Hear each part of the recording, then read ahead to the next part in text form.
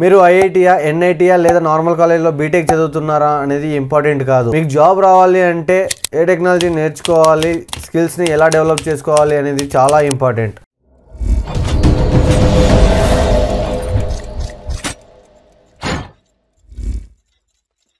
Hey guys, welcome back to our channel. This is Rishikesh.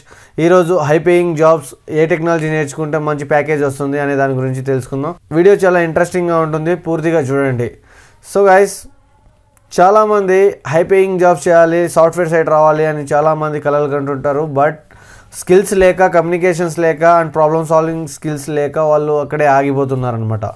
And ఇప్పుడున్న సిచ్యువేషన్లో చాలా కేర్ఫుల్గా ఇంటర్వ్యూస్ చేస్తున్నారు అండ్ చాలా లెవెలప్లో కూడా ఇంటర్వ్యూస్ ఎక్స్పెక్ట్ చేస్తున్నారు. సో ఇలాంటి సిచ్యువేషన్లో మనం ఎలా ప్రిపేర్ అవ్వాలి అండ్ ఎలాంటి టెక్నాలజీస్ ప్రిపేర్ అయితే మంచి జాబ్ వస్తుంది, మంచి ప్యాకేజ్ వస్తుంది అనే దాని గురించి చూద్దాం. సో మీరు కనుక కొత్తగా నా ఛానల్కి వచ్చినట్లయితే ప్లీజ్ సబ్స్క్రైబ్ చేసుకోండి. ఈ వీడియో నచ్చినట్లయితే ప్లీజ్ ఒక లైక్ చేసి సపోర్ట్ చేయండి, ఎందుకంటే వీడియో 10 మందికి తెలుస్తుంది.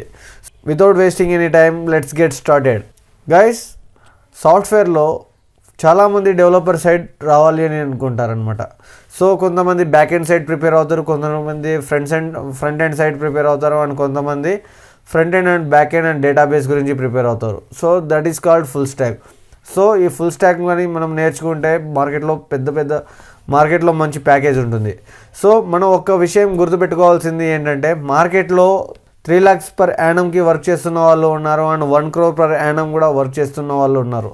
సో వాళ్ళకి డిఫరెన్స్ ఏంటి? 3 lakhs per annum earn చేస్తున్న వాళ్ళకి and 1 crore per annum earn చేస్తున్న వాళ్ళకి డిఫరెన్స్ ఏంటి అంటే ఎక్స్పీరియన్స్, వాళ్ళు నేర్చుకున్న టెక్నాలజీస్, రిలవెంట్ స్కిల్స్. సో ఇవన్నీ చాలా మ్యాటర్ అవుతాయి అన్నమాట. సో మీరు కనుక మీ కెరీర్ని ఎలా స్టార్ట్ చేయాలి అండ్ ఏ టెక్నాలజీ ఫస్ట్ నేర్చుకుంటే బెటర్ అవుతుంది అని మీరు అనుకుంటే, it's better to start back end నుంచి ఫ్రంట్ ఎండ్కి. ఎందుకంటే ఫస్ట్ బ్యాక్ ఎండ్ మీద వర్క్ చేస్తే బాగుంటుంది. ఫస్ట్ మనకి బ్యాక్ ఎండ్ మీద ఎందుకు వర్క్ చేయాలి అంటే logical skills and algorithms, problem solving skills ఇవన్నీ తెలుస్తాయి అన్నమాట. సో ఎలాంటి ప్రాబ్లమ్ని ఎలా సాల్వ్ చేయాలి, ఏ టాస్క్ని ఎలా కంప్లీట్ చేయాలి అనేది మనకి స్కిల్ అనేది వస్తుంది. సో ఇలాంటి సిచ్యువేషన్లో మనం బ్యాక్ ఎండ్ మీద కొద్ది రోజులు వర్క్ చేసి ఫ్రంట్ ఎండ్ సైడ్కి రావాలి. ఫ్రంట్ ఎండ్ ఏంటి అంటే జస్ట్ యూజర్ ఎక్స్పీరియన్స్ని ఎలా డిజైన్ చేయాలి అండ్ యూజర్స్ని ఎలా అట్రాక్టివ్ చేయాలి అండ్ వాళ్ళకి ఎలా మనం డెవలప్ చేయాలి అనేది ఈ క్లయింట్ సైడ్ ఉంటుంది. సో ఈ యూజర్ ఇంటర్ఫేస్ని మనం ఎలా డెవలప్ చేయాలి అనేది నేర్చుకోవడమే ఫ్రంట్ ఎండ్ అనమాట. సో ఈ ఫ్రంట్ ఎండ్లో మనం ఏమేమి నేర్చుకోవాలి అంటే HTML, CSS, JavaScripts and coming to the frameworks.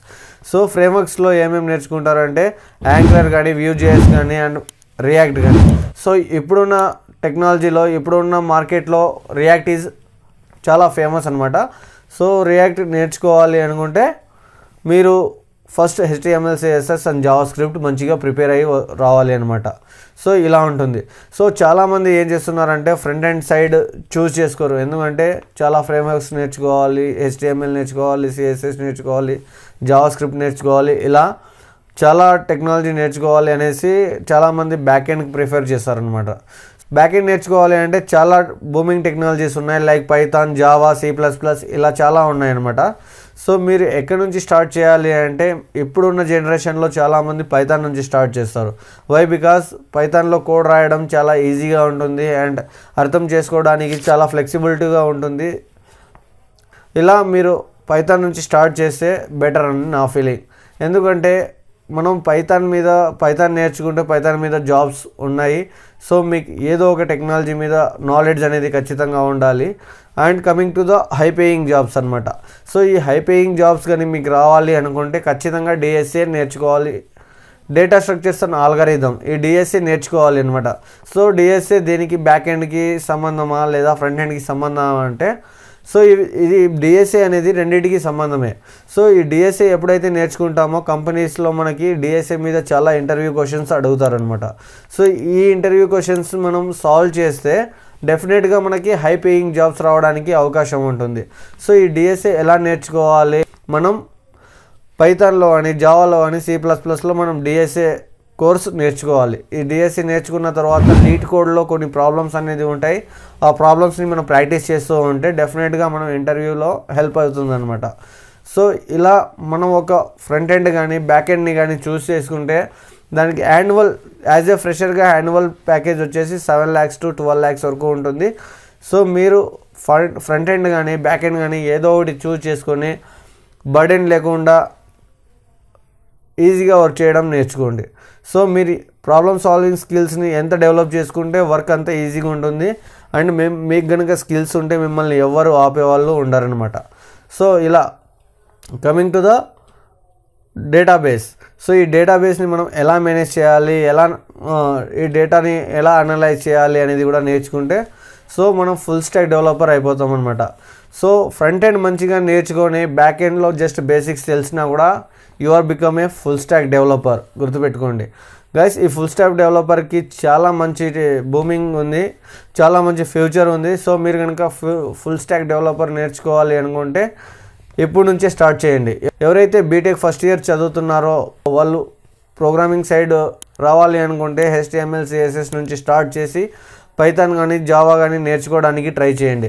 So మీకున్న 4 yearsలో మీరు పర్ఫెక్ట్గా నేర్చుకున్నారనుకోండి, యాజ్ అ ఫ్రెషర్గా మీరు ఒక 50 lakhs కానీ 25 lakhs కానీ 25 lakhs 50 lakhs ఇలా ప్యాకేజ్ని క్రాక్ చేసే అవకాశం ఉంటుంది. సో హోప్ యూ గైస్ మీరు మంచిగా నేర్చుకొని మీ ఫ్యూచర్ని మంచిగా సెట్ చేసుకుంటారని కోరుకుంటున్నాను. అండ్ మీకు ఏమైనా డౌట్ ఉంటే కామెంట్ చేయండి and I will reply you. So thank you for watching this video.